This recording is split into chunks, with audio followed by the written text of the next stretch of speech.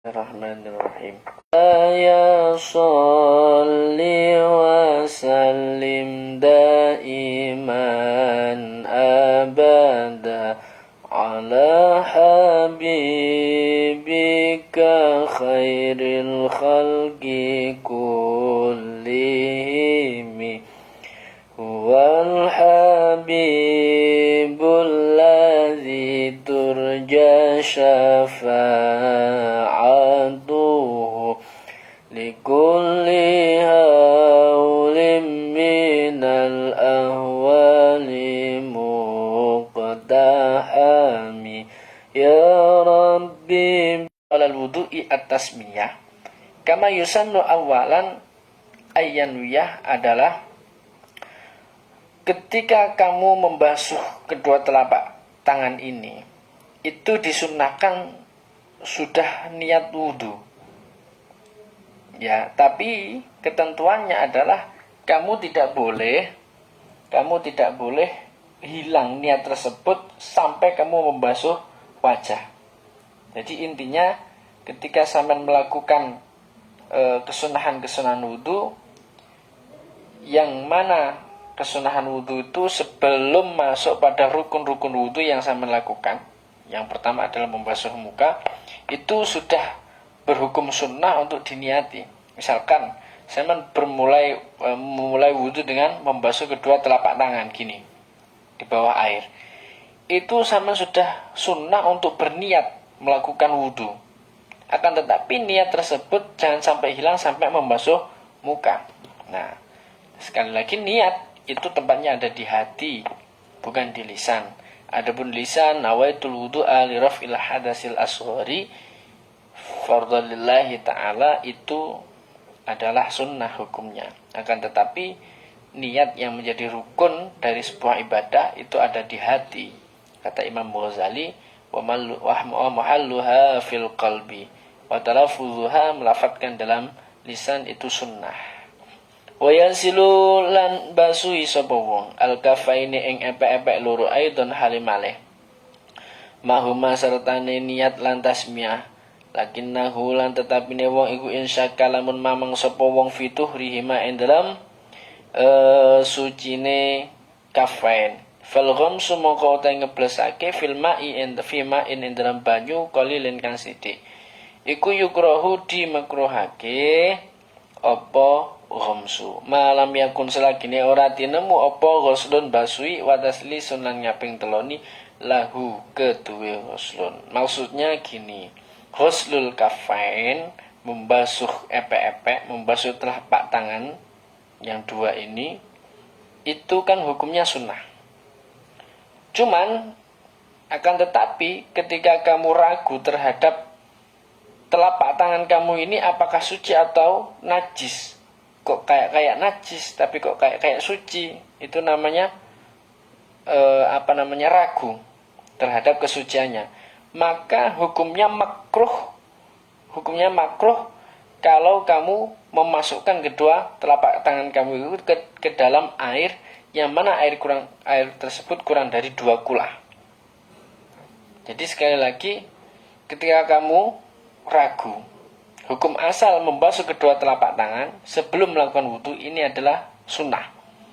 Akan tetapi ketika kamu ragu terhadap telapak tangan kamu ini apakah suci atau tidak, maka hukumnya makruh memasukkan kedua telapak tangan ini ke dalam air yang mana air tersebut kurang dari 2 kulah. Akan tetapi ada pengecualian lagi. Kalau telapak tangan kamu itu sudah kamu basuh dulu, maka hukumnya tidak makruh gitu ya. Wa kaunuhu lan anane wong iku mumat midon wong kang kemu mustansyikon tur wong kang nyesep banyu marang irung mubalingon tur iku wong kang banget no fi ghairi saumin ing dalam sakliyane poso mutlakon hale mutlak. Maksudnya gini, kesunahan yang selanjutnya adalah berkumur, kemudian menghirup air dari ke hidung, itu hukumnya sunnah. Lah, berkumur menghirup air kepada hidung itu kesunahannya adalah bersamaan. Bersamaan yang mana ini diterangkan di dalam bait selanjutnya, wal jam'u utawi ngumpulake aula iku luweh utama. Jadi maksudnya gini, caranya berkumur dengan menghirup air dalam hidung itu hukumnya dilakukan, sunnah dilakukan secara bersamaan. Jadi dalam satu air yang diambil, misalkan kita mengambil air, seret gini. Ini air yang kita ambil dalam satu genggaman ini sunnah digunakan sekaligus untuk kumur dan menghirup air ke hidung.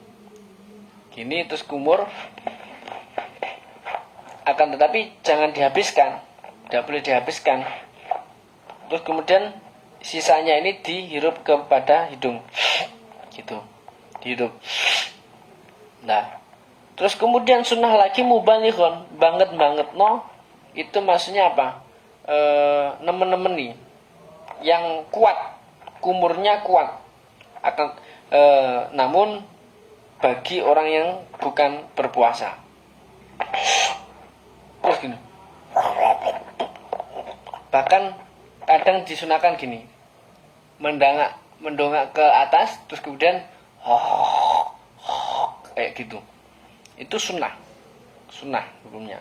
Terus yang itu juga sama, gitu, terus kemudian dibuang.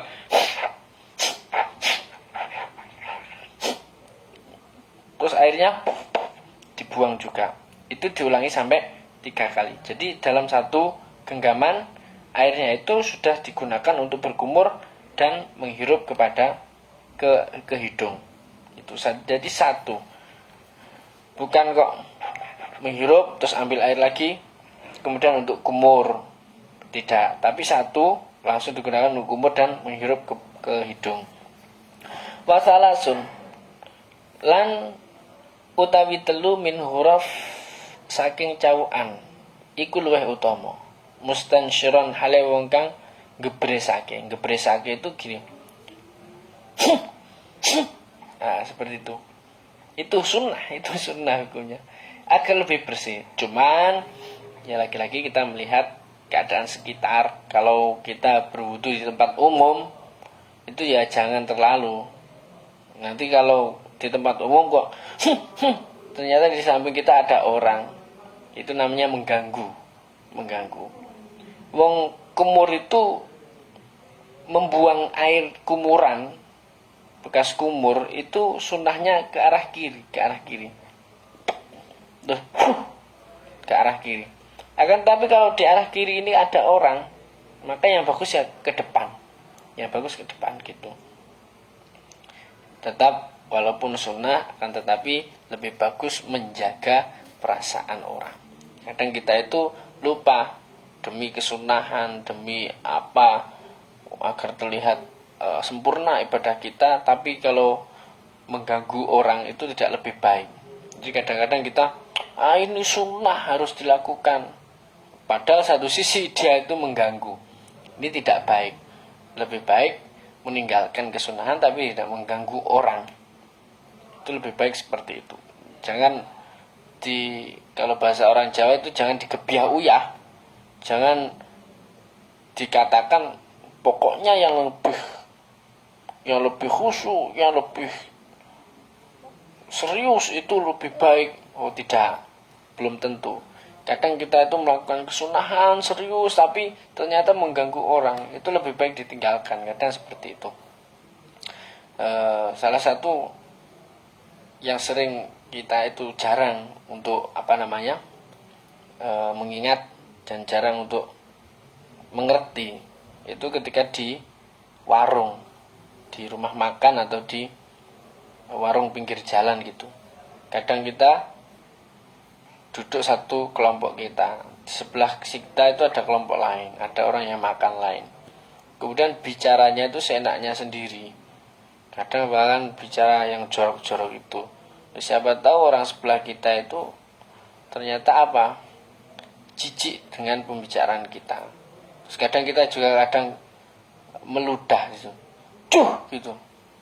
Orang sebelah mendengar, orang meludah, itu kan jijik itu. Bisa jadi jijik. itu namanya mengganggu. Kadang kita itu kalau tidak dilatih itu tidak sadar kayak gitu, gak sadar. Maka harus, perasaan kita itu harus dilatih. Kita hidup bersama. Wa ayamuja lan yento, jadi ngebersake itu bagus ketika kita memang tidak di tempat umum. Kalau di tempat umum lebih baik lihat-lihat dulu. Kalau rame ya jangan, ditakutkan nanti apa, malah mengganggu, membuat orang lain itu jijik gitu.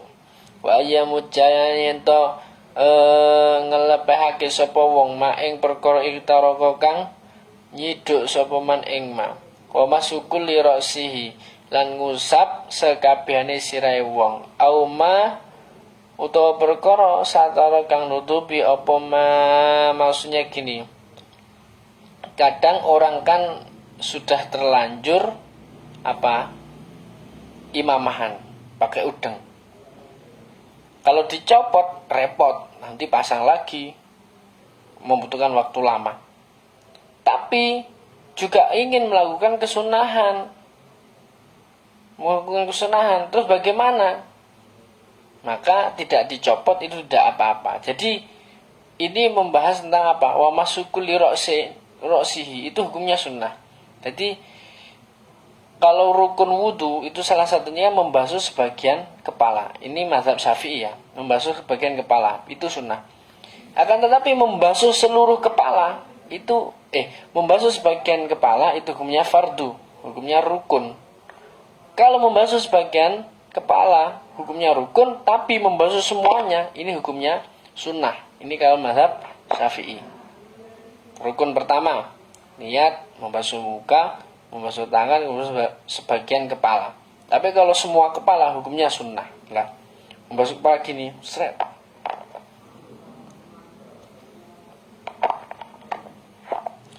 Ini hukumnya sunnah, Nah, kalau orang ingin melakukan kesunahan, tapi ternyata dia sudah memakai imamah, sudah memakai udeng, bagaimana? Kalau dia mau mencopot, lama. Harus mencopot, terus kemudian harus gini, membasuh, mengusap, memakai lagi, lama, membutuhkan waktu, repot dan sebagainya. Maka imamah tersebut kalau terlanjur dipasang itu tidak apa-apa, tidak dicopot.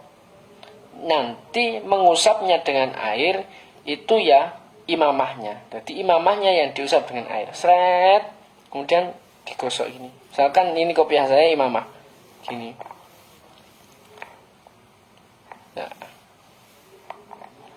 ini hukumnya sudah mendapatkan kesunahan. Akan tapi tadi mengusap sebagian kepala itu sudah dilaksanakan. Gini, misalkan ini rambutnya ya, tampak ini, seret. Ini air, seret, gini. Sudah. Pengen melakukan kesunahan, membasuh semua kepala, ya gini saja, tambahi. Nah, ditambahi. Yang diusap imamahnya. Itu sudah mendapatkan kesunahan. Itulah yang dimaksud wa masukul li ra'sihi aw ma satar. Wa masul udhuni, lan ngusap kuping. Jadi membasuh kuping itu hukumnya sunnah. Mazhab Syafi'i, sunnah. Caranya gini, telunjuk tangan ini ditaruh di sini, seret. Kemudian jempolan ini di belakang, gini, di belakang gini, seret. Terus ini ke bawah gini. Kemudian yang belakang seret gini. Ini diputer yang belakang, seret. Yang ini diputer ke dalam gini. Terus kemudian yang belakang ini ke atas, seret. Nah, ini kesunahan. Setelah gini, seret, gini, sunnah terus gini kan. Dilakukan 3 kali. Sunnah digini kan. Dilakukan 3 kali. Seret. Begitu juga gini. Terus membasuhnya kuping, 2 kuping itu tidak satu-satu, tapi bersamaan. Ini misalkan keran. Seret, gini.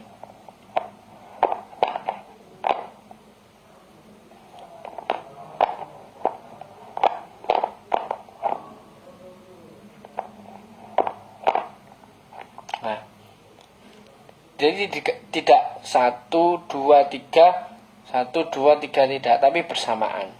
Itu berbeda dengan membasuh kaki. Kalau membasuh kaki gak bisa bersamaan, ya satu-satu. Kaki kanan dulu 3, terus kemudian kaki kiri. Caranya gitu. Bukan kaki kanan 1, terus kaki kiri 1, terus kaki kanan 2, kaki kiri 2, tidak. Tapi kaki kanan 1, 2, 3. Hitungan 1, 2, 3 itu gimana? 1 terus lepas dari air, 2 lepas dari air, 3 lepas dari air. Atau misalkan dalam genangan, misalkan dalam kolam, gak usah dilepaskan dari air, cukup dimasukkan ke air, seret, digoyang 3 kali, seret, seret, seret, seret 3 kali, itu sudah termasuk membasuh 3 kali. Terus yang kiri, kaki yang kiri, masukkan, goyang 3 kali, set, set, set 3 kali, itu sudah. Bukan kok 1 terus 1 yang kiri, terus 2 kanan, 2 kiri, 3 kanan, 3 kiri, tidak. Tapi 1, 2, 3, 1, 2, 3 gitu. Badinan apane jerone wamalan perkara zahar kang pertelo apa mah. Bi'ardhi kesertane ngalape wong maan ing banyu jati dan kang anyar. Lahuma maring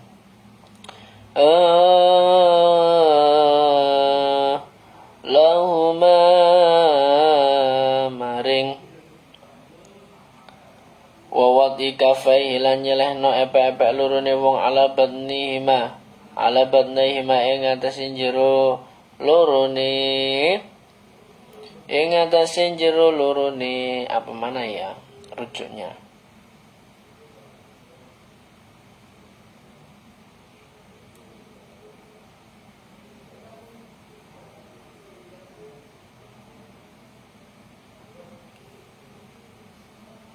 Sebentar, rujuknya ini sulit. Udzunain. Kemudian itu prakteknya yang gini, maksudnya itu prakteknya gini. Wa fis simahi lan ing dalam bolongane kuping. Adkhil al musabbihah. Yang driji penuduh, masukkan driji penuduh ini. Wadh-dhahru utawi njabane iku masaha ngusap sapa wong ing dhahru bil ibhami kelawan jempolan aidon hale maneh. Ini prakteknya kayak tadi. Sret sret sret segini. Mukhallilan hale wong kang nyela-nyelani syu'urahu ing pira-pira rambuté wong. Kasifah kang ketel biwajien dalam raine wong min lihyatin nyatane jenggot kasifatin kang ketel. Dan sunah lagi apa nyela-nyelani pada rambut-rambut yang tebal di wajah, misalkan brengos, jenggot, kemudian sini misalkan brewok, itu sunnah nyela-nyelani itu ya gini. Misalkan ini saya brewok gini, air terus gini.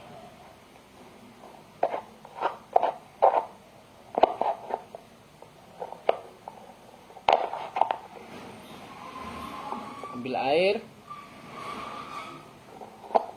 Nah, itu namanya nyela-nyelani. Mukhallilan syu'urahu al-kasifah. Rambut-rambut yang tebal biwaji di wajah itu sunnah untuk disela-selani gini. Agar apa?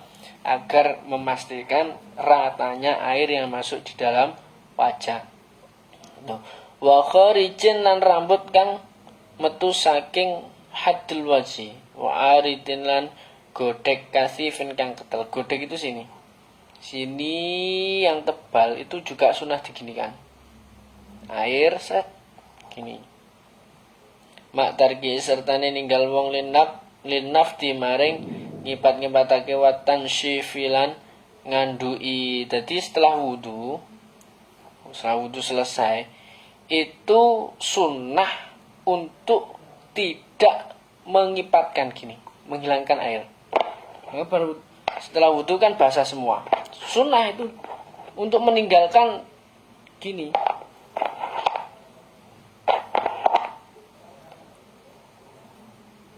Airnya dibuang itu makruh. atau dihanduki. Dihanduki itu makruh. Sehingga meninggalkan air wuduan dihanduki, dikipatkan kayak pebulu tangkis kayak gitu, itu hukumnya sunnah, ditinggal, harus ditinggal. Sunnah untuk meninggalkan menghanduki air wuduan. Karena ada riwayat air tetesan wudu itu berubah menjadi malaikat yang mendoakan orang yang wudu tersebut. Kalau seumpama airnya netes ke sini, ke mulut, kemudian kamu makan, apakah di dalam dirimu terdapat malaikat? Ya, saya tidak tahu. Wa tarkihi lan ninggale wong isti'anata tarafuhi, ing jaluk tulung kang nuduhake enak-enakan. Fa iyakun mongko lamun ana apa isti'anah iku li hajatin krana hajat.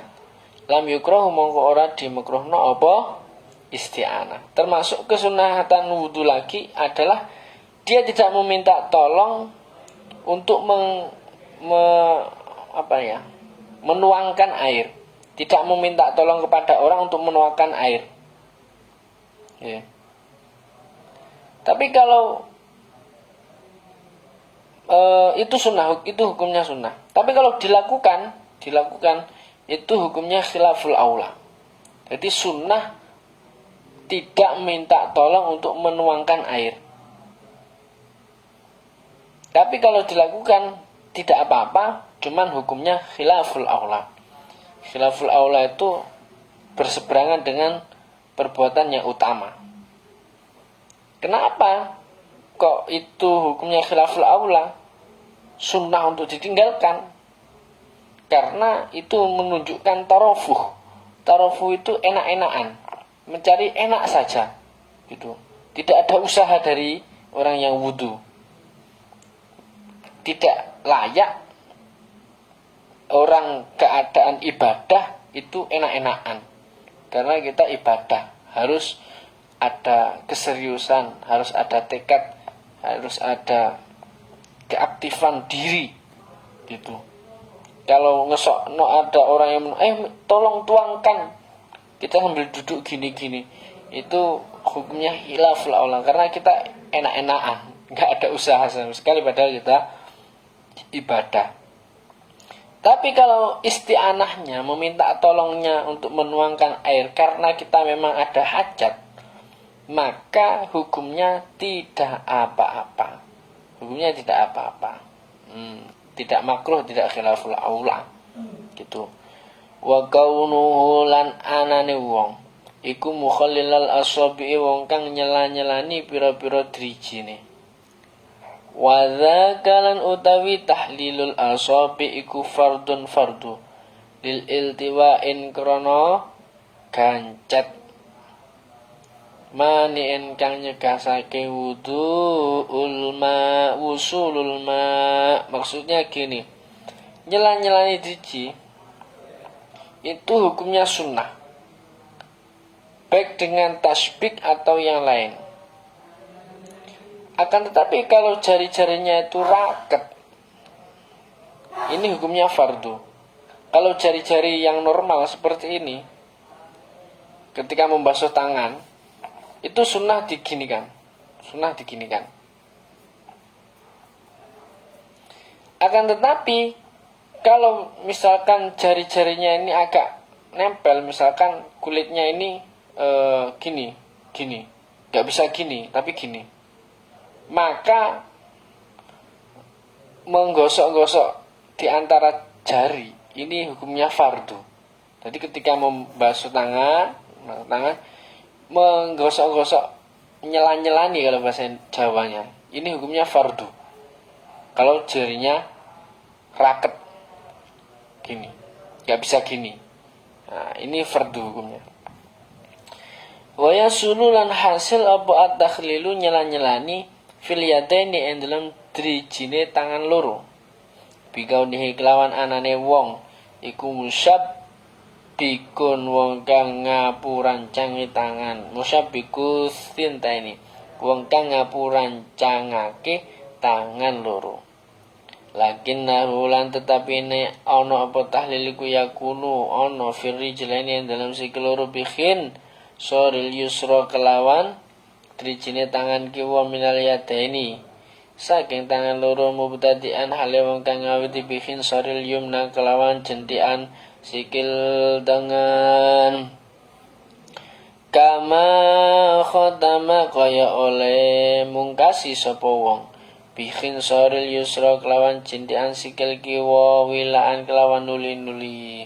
Maksudnya gini, mohon maaf, sunnah lagi ketika membasuh kaki itu ketika membasuh kaki kanan itu yang menggosok adalah tangan kiri. Kalau yang dibasuh kaki kiri itu sunnah yang dibasuh adalah yang menggosok adalah tangan kanan. Jadi contoh, mohon maaf ya, ketika mau membasuh kaki kanan gini, ini sunnah tangan kiri yang menggosok-gosok gini, terus tangan kanan di bawahnya gini, terus gini, yang kanan ke depan, yang kiri gini ke belakang.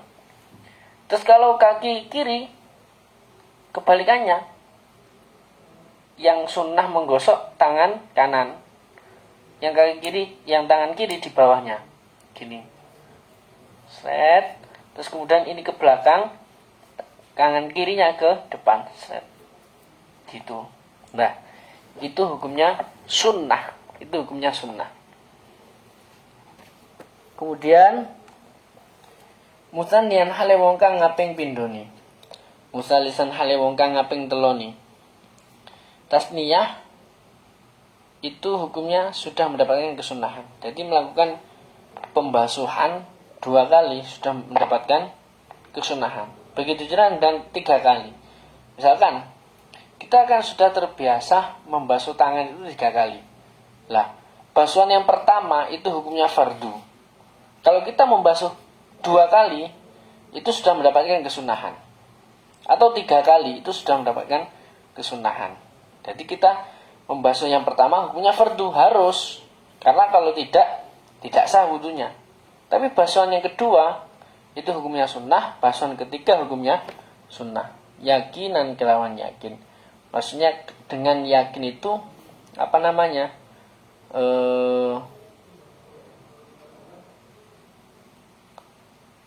Sudah melakukan 2 atau 3. Kalau sudah 2 ya berarti 2. Kalau kurang yakin, kita ragu, ya berarti hitungannya ikut yang sedikit. Oh, berarti masih 2. Kalau pengen melakukan kesunahan 3 ya berarti harus menambah 1 lagi. Ya seperti rakaat sholat. Seperti kita melakukan rakaat sholat. Kita pada rakaat ketiga loh. Ini dapat rakaat berapa ya? Rakaat kedua atau ketiga? Oh, bingung. Ya berarti diambil yang paling sedikit, yaitu rakaat kedua. Berarti kita harus menambah rakaat ketiga dan rakaat keempat gitu. Itu. Tapi kalau dalam hal apa? Jadi kalau dalam hal hitungan ibadah seperti ini, kita ambil yang sedikit. Rakaatnya mamang, ragu, ini sudah rakaat kedua atau ketiga, saya tadi kok lupa. Ya maka ambil yang sedikit, 2 rakaat. Tapi kalau untuk urusan beli, misalkan kita beli jajanan, kita makan, bayarnya akhir. Loh, tadi saya makan itu sudah dapat 5 atau 6 ya, maka ambilnya yang paling banyak, 6 gitu. Gak boleh dalam hal sholat ambil yang paling banyak, dalam hal jual beli ambil yang paling sedikit, gak boleh. Itu gak boleh. Kalau sholat ragu, sudah dapat 2 rakaat atau 3, yang diambil yang sedikit, 2 rakaat. Kalau beli, saya tadi sudah makan 5 atau 6 gorengan ya, maka ambil yang banyak, 6 gitu. Mudam muqaddiman hal yang kang dhisikake fi huslien dalam basuine wong al yamina gak utawa kang tenen yang sunnah lagi apa? Mendahulukan anggota yang kanan. Jadi ketika membasuh apapun sunnah mendahulukan anggota yang kanan, kecuali anggota-anggota yang sunnahnya dibasuh secara bersamaan seperti kuping tadi. Seperti kuping tadi, itu bersamaan, tidak kanan dulu. Nah terus yang dimaksud sunnah melakukan membasuh anggota yang kanan terlebih dahulu, ya seperti membasuh tangan. Membasuh tangan itu meskipun fardu, akan tetapi tangan kanan dulu yang dibasuh itu hukumnya sunnah. Sebetulnya tangan kiri dulu no problem, masih sah, akan tetapi tidak mendapatkan kesunahan mendahulukan anggota yang kanan. La janibai ra'sin, ora sisih lorone sirah, udhunai hilan kuping lorone ra's, wala kafan lan ora epek-epek, wa khodan lan pipi. Ini ada kepengecualian. Ada pengecualian. Kesunahan yang sebelumnya tadi dikatakan sunnah mendahulukan anggota badan yang kanan terlebih dahulu. Tapi ada pengecualian, yaitu apa? Membasuh bagian kepala, 2 kuping, terus kemudian telapak tangan. Ini tidak sunnah mendahulukan bagian yang kanan, akan tetapi sunnahnya adalah bersamaan. Misalkan bagian rambut tadi, nggak usah gini 1, terus 2, terus 3, terus bagian kiri 1, 2, 3, nggak usah. Telapak tangan nggak usah 1, 2, 3, 1, 2, 3, nggak usah, tapi bersamaan. Telapak tangan bersamaan, seret gini. Kemudian kepala juga sama, langsung 1. Nah, terus apa? Kuping juga sama. Kuping wa uzudaihi, 2, kuping 2. Langsung bersamaan. Enggak usah kanan dulu kemudian kiri dulu, enggak. Sunnahnya adalah bersamaan. Selain itu, sunnahnya yang dibasuh adalah bagian kanan terlebih dahulu. Wal yakun lan becik ana sapa wong iku mustaqbilan wong kang madhep kiblat. Kesunahan wudu lagi adalah apa? Wudu dalam keadaan menghadap ke kiblat. Kalau di Indonesia berarti kiblatnya itu adalah barat. Itu sunnah. Jadi kalau melakukan kebaikan-kebaikan itu hukumnya sunnah menghadap ke kiblat.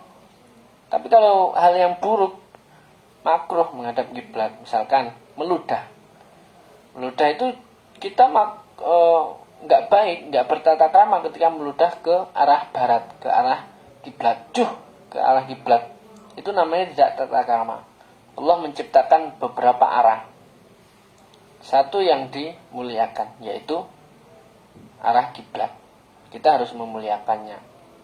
Itu kalau kita mau melakukannya, berarti kita memuliakannya, kita mensyukurinya, karena telah menciptakan arah barat. Sama ketika kita duduk dengan meluruskan kaki.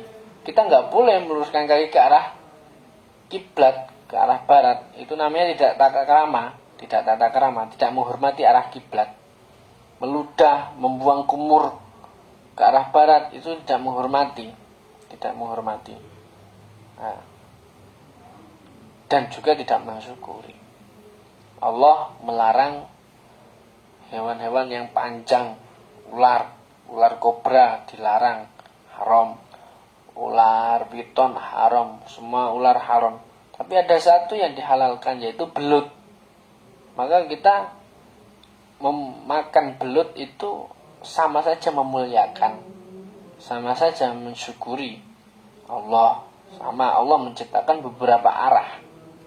Allah menciptakan hewan berkaki 4 banyak yang haram, seperti macan, singa, dan lain sebagainya. Tapi ada hewan yang berkaki 4 dihalalkan, kambing, sapi, unta. Kalau kita memakan yang dihalalkan, berarti kita menghormati dan mensyukurinya. Itu. Jadi kalau hal yang bagus itu sunnah menghadap kiblat. Tapi kalau hal yang buruk itu makruh menghadap kiblat. Termasuk kita kencing juga. Kencing itu jangan sampai kita menghadap kiblat. atau membelakangi kiblat. Jangan sampai. Itu namanya makruh. Makruh. Dalam lapang, tanah lapang ya. Dalam tanah lapang kalau di kitab-kitab. Nah, jadi kita di tempat lapang, kebelet pipis, kebelet BAK, kebelet BAB, itu makruh menghadap ke barat atau membelakangi arah barat. Kalau di tanah lapang. Kalau di ruangan gimana? Kalau secara fikih itu tidak masalah. Tidak makruh. Akan tetapi kalau para ahli ulama yang ahli sufi, ahli tasawuf yang sangat mementingkan tata krama kepada Allah Subhanahu wa taala, itu menganjurkan walaupun di dalam ruangan itu jangan sampai kita kencing menghadap kiblat, kita BAB menghadap kiblat atau membelakangi kiblat. Itu urusannya dengan tata krama kepada Allah Subhanahu wa taala. Walakinil ma'dzuru lan tetapen yo wong kang uzur. Kal maqtu'i kaya wong kang di potong gautane. Iku yuqaddimu dhisike apa? Sapa ma'dzur al yumna ingkang tengah minal jami'i saking kabeh. Kalau orang yang anggotanya terpotong gimana? Sunnahnya tetap anggota yang kanan. Muqaddiman halewakan di sini firra sing dalam ngusap sirah. Mashana siyah ing ngusap bun-bunan. Wa inda ghusli wajhi lan ing dalam nalikane basui raine wong a'aliyahu ing bagian dhuwure wajah. Cara mengusap sebagian kepala, ya. Mengusap sebagian kepala itu hukumnya rukun fardu, harus diusap, harus dibasuh. Tapi yang dibasuh bagian mana kan terserah. Boleh sini, boleh sini, boleh sini, boleh sini, boleh sini. Lah, tapi sunnah yang dibasuh ini adalah sini. Sini. Yang dibasuh itu adalah ubun-ubun. Yang pertama ubun-ubun. Membasuhnya wajib, tapi bagian yang mana? Ini sunnah yang ubun-ubun terlebih dahulu. Nah, paham ya? Memilih ubun-ubun terlebih dahulu itu hukumnya sunnah. Hukumnya sunnah. Kalau membasuhnya bagian manapun ini fardu. Tapi memilihnya apakah sini, apakah sini, apakah sini, apakah sini, itu sunnah sini dulu. Wa inda husli wajhi aliyah, membasuh wajah sama. Membasuh wajah itu rukun fardu.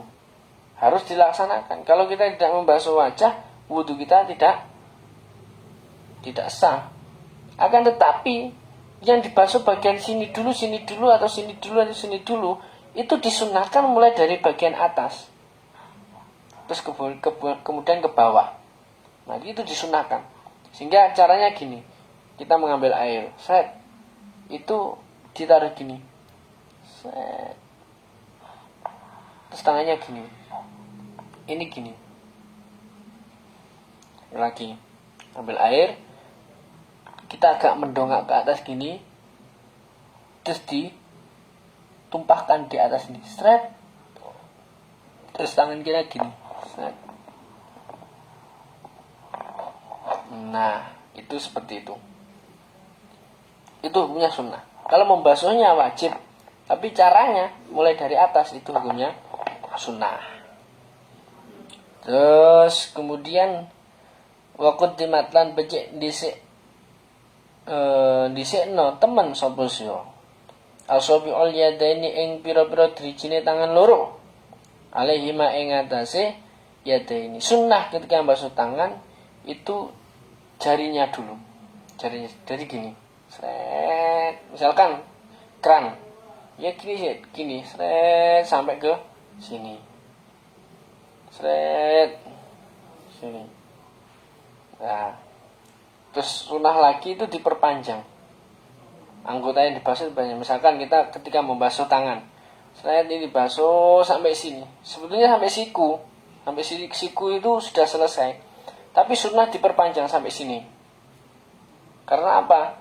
Nanti di akhirat besok ketika ketika hari kiamat kita itu di surga, ketika di surga umatnya Nabi Muhammad itu banyak yang bercahaya. Apa sebab? Min atharil sujud. Jadi inna ummati ya'tuna ghurran muhajjalina min atharil wudu. Min atharil wudu. Di umatnya Kanjeng Nabi Muhammad SAW ketika di surga itu banyak yang bercahaya sebab bekas dari basuhan wudu. Dari hadis itu kemudian banyak ulama yang menyunahkan ketika kita membasuh anggota wudu itu harus sunnah perbanyak. Kalau kita membasuh wajah ya sampai gini, sampai sini, sampai leher ini sunnah. Kalau membasuh tangan sampai sini sunnah, agar besok ketika di surga kita bercahaya semua. Dan itu yang membuat Kanjeng Nabi Muhammad mudah mengenali umatnya. Sebab apa? Bekas wudu itu. Ya, semoga kita besok semua dikenal oleh Rasulullah Sallallahu Alaihi Wasallam. Allahumma amin. Kazaka kaya mengkono takdimul asabi fi rijlaini dalam sikil loro. Begitu juga ketika membasuh kaki. Sunnah itu didahulukan jarinya dulu. Jadi bukan dari atas, tapi jari kaki dulu. Jari kaki baru ke mata kaki dan ke atasnya mata kaki ini. Jadi bukan dari mata kaki kemudian ke bawah, tapi dari pucuk jarinya ke, itu hukumnya sunnah. Hukumnya sunnah. Wa ayakuna lan yen ta ana sapa wong iku fi mahallin dalam panggon lam yunal kang ora dikenani bi kelawan wong apa rasul ma'i cipratane banyu fi dzakal ma'ali ing dalam mengkono-mengkono panggonan. Saya kira cukup sampai ini dulu pertemuan pada malam hari ini. Mungkin kalau ada pertanyaan bisa ditanyakan di sini atau di grup WhatsApp. Kita diskusikan bersama karena bab wudu ini termasuk bab yang sangat penting. Kalau kita beres wudunya, insya Allah sholatnya juga beres, sudah sah. Karena wudu ini termasuk salah satu bagian dari syarat sahnya sholat. Kita tahu sah itu adalah mutabaqatu dzil wajhaini asy-syar'a. Mutabaqatu dzil wajhaini asy-syar'a. Jadi sesuainya dua sisi syarat. Dua sisi syarat itu adalah syarat dan rukun. Kalau syaratnya oke, rukunnya oke, berarti ibadah tersebut bisa dikatakan sebagai absah atau sah. Akan tetapi kalau tidak sesuai, ya berarti tidak sah. Maka batal itu, definisi batal itu apa? Batal definisinya mukhalafatu dzil wajhaini asy-syar'a, yaitu bertentangan dengan kesesuaian atau ketidaksesuaian dengan dua sisi syarat. Dua sisi syarat itu rukun dan syarat. Kalau rukun tidak beres, syarat tidak beres, tidak sesuai, ya berarti batal, ibadahnya batal. Kalau sesuai berarti sah itu. Maka ya kita harus memperbaiki wudu kita. Kesunahan juga harus kita tambahi agar apa? Wudu kita semakin sempurna. Semoga ada manfaatnya. Dan jangan lupa dalam keadaan apapun selalu berwudu dalam keadaan suci. Bahkan ketika tidur pun kita harus dalam keadaan suci, mengusahakan dalam keadaan suci. Jangan sampai dalam sehari-hari kita dalam keadaan batal.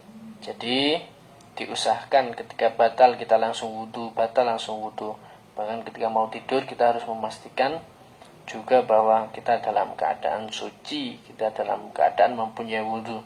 Karena ada sebuah hadis dari Rasulullah SAW yang mengatakan man bata tahiran fi syi'arin tahirin bata ma'ahu malakun fi syi'arihi fala yastayqidhu sa'atan minal laili illa qala al malaku Allahumma fir li 'abdika fulan bin fulan fa innaka bata tahiran. Sekian dari saya, mohon maaf apabila ada kesalahan. Akhirul kalam wallahu muwaffiq ila aqwamit thariq. Wassalamualaikum warahmatullahi wabarakatuh.